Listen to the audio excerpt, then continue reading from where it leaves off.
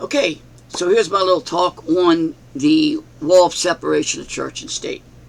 Now we know the basics is you don't want the government telling the religions what they have to preach, and you don't want churches telling the government to make laws to enforce their religious beliefs. Okay, so that part I think everybody understands. But there's a more basic and more fundamental point that I think it gets overlooked. It gets overlooked, which I think is more of the essence of the problem. So, so here's what we're going to do. We got to go back to 1599 to an Anglican minister named Richard Hooker. 1599. He wrote that all men are created equal because they have the ability to reason and can tell right from wrong, that they have a conscience. Now, as far as the all men created equal part, John Locke took that, and Thomas Jefferson took that from John Locke. But the idea that what makes us equal is our ability to reason and that we have a conscience. Okay? So, now let's, then there comes along Roger Williams. Now, Roger, I don't mean the piano player from the 1960s, you know, Born Free, not him. A different one who was living with the Puritans. I guess he was a Puritan in the Massachusetts colony in the mid-1600s. And he said, you know, we got to end this church and state being one thing here. We got to separate them. You just can't have a civil society based on religious laws. So they thought, okay, well, we're going to execute you for that. So he fled, and he fled to somewhere else, and he established the colony of Rhode Island. But he's the first one to use the phrase wall of separation of church and state. Okay? You know, later Jefferson picked that up from him. Okay? Now, we get James Madison. Now, Madison wrote that liberty of conscience, because that's how they discussed it back then.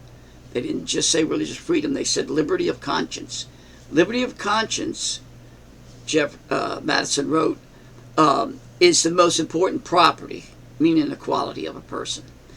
And so when we say religious, respect someone's religion, what we're really respecting is their conscience, because they draw their ideas of right and wrong either from the religion or through the religion, or it manifests itself in their religion.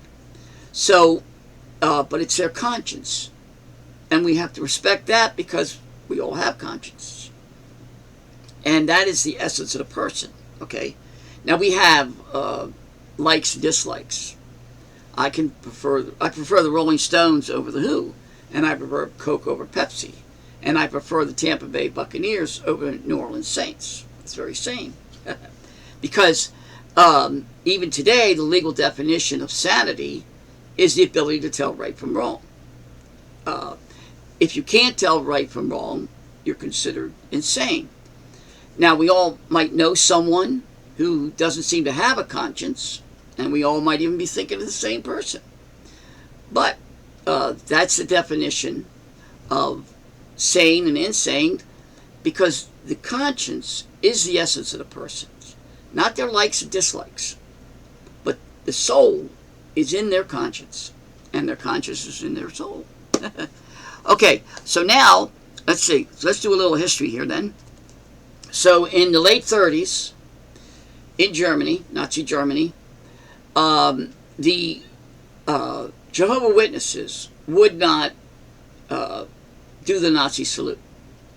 And they wouldn't do it because in their religion, it's wrong to take an oath to anyone but God.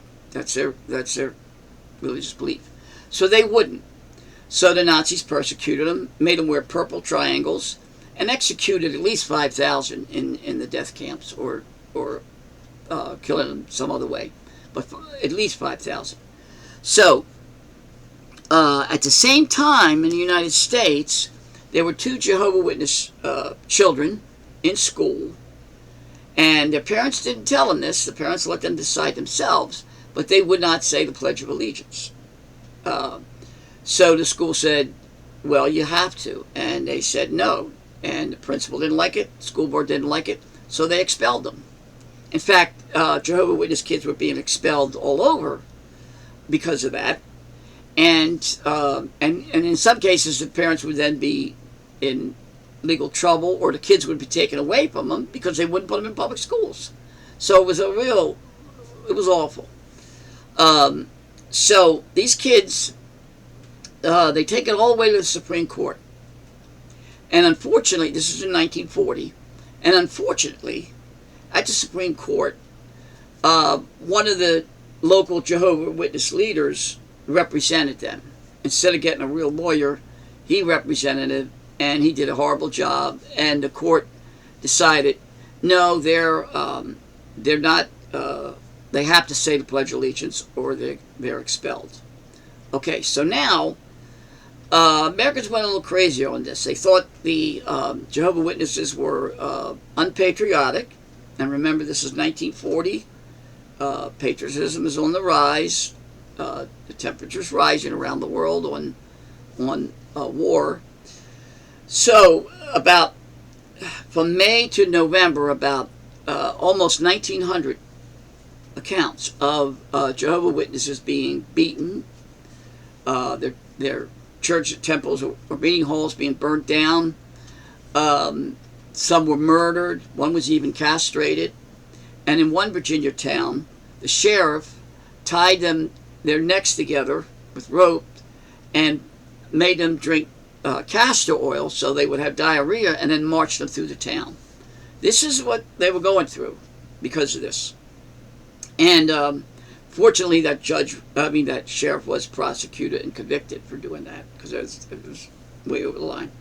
Anyway, so then another case comes up. This case was West Virginia versus Barnett. Barnett was the family name. And then there were two different justices on the court. One was Robert Jackson, one of my favorites, and you'll see why. So he ruled, no, this is a matter of conscience. It's not a matter of the patriotism. It's a matter of conscience. And he ruled, and the majority ruled, no, they do not have to say the Pledge of Allegiance. Now let me read you his opinion.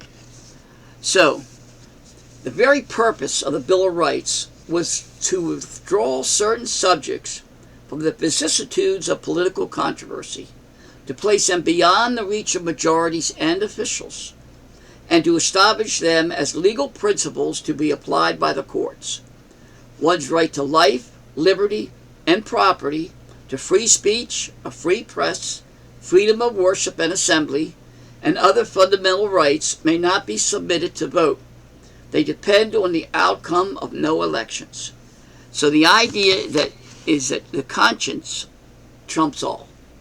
You can't force a person to believe something they don't want to believe, or say something they don't want to say. Now, by the way, Jackson then, a few years later, took a year off, and he went and became our prosecutor against the Nazis at the Nuremberg trials. So, great guy.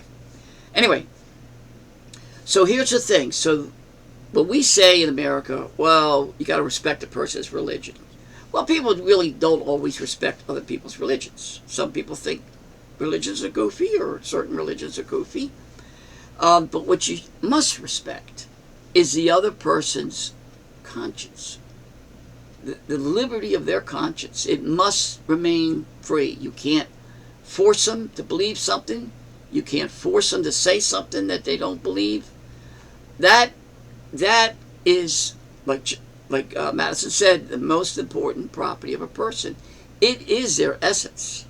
Like I said, we have other likes and dislikes, but that doesn't show the person. The person is in their conscience. That's what the person is. Now, let's see. So in the future, when you hear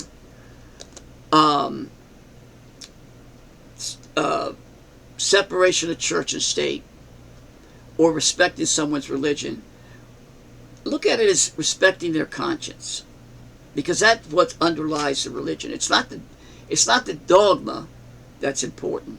It's the fact that they have a right to their own mind, as do everybody, and